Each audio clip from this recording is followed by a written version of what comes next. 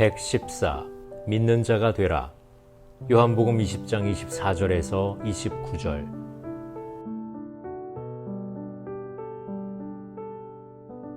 열두 제자 중에 하나로서 디두모라 불리는 도마는 예수께서 오셨을 때에 함께 있지 아니한지라.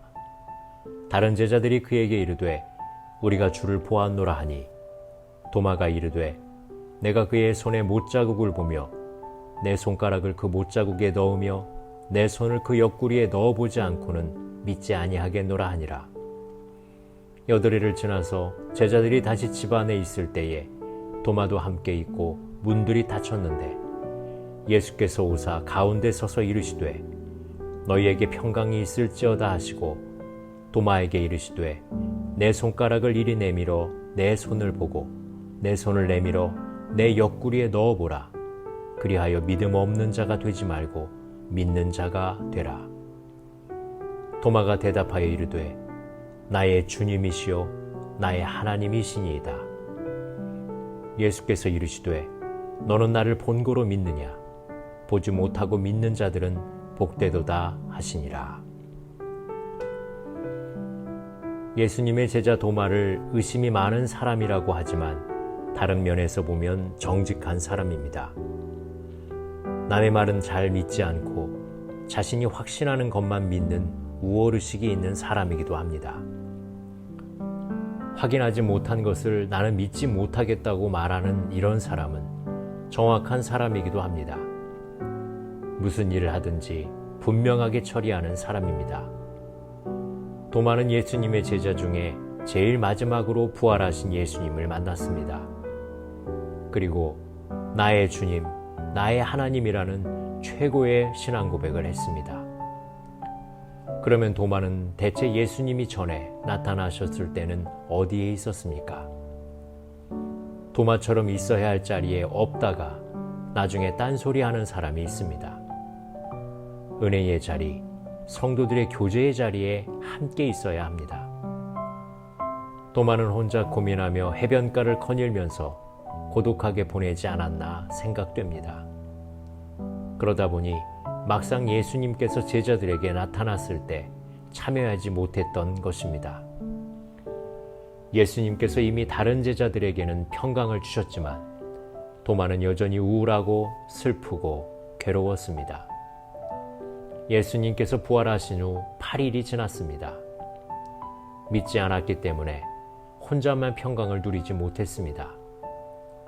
그것은 도마 탓이지 예수님 탓이 아닙니다.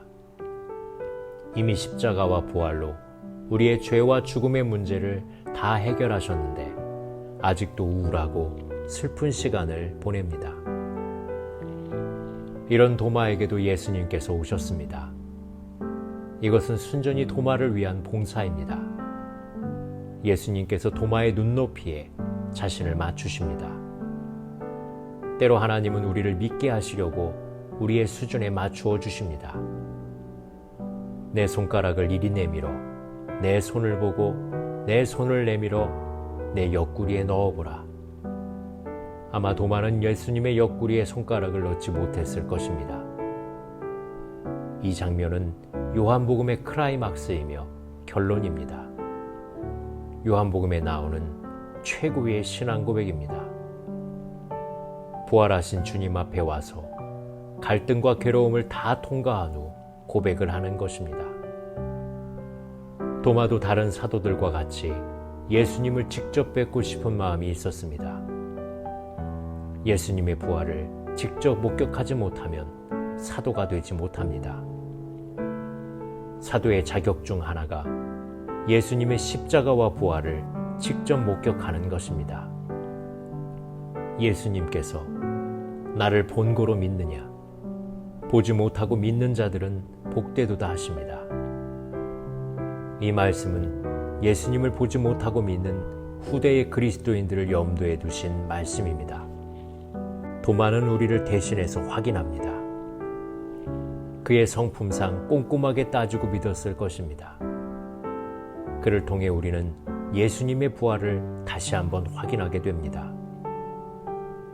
보고라도 믿어야 하지만 보지 못하고 믿는 것은 더 복이 있습니다. 우리는 문제를 꼭 겪어야만 하는 것은 아닙니다.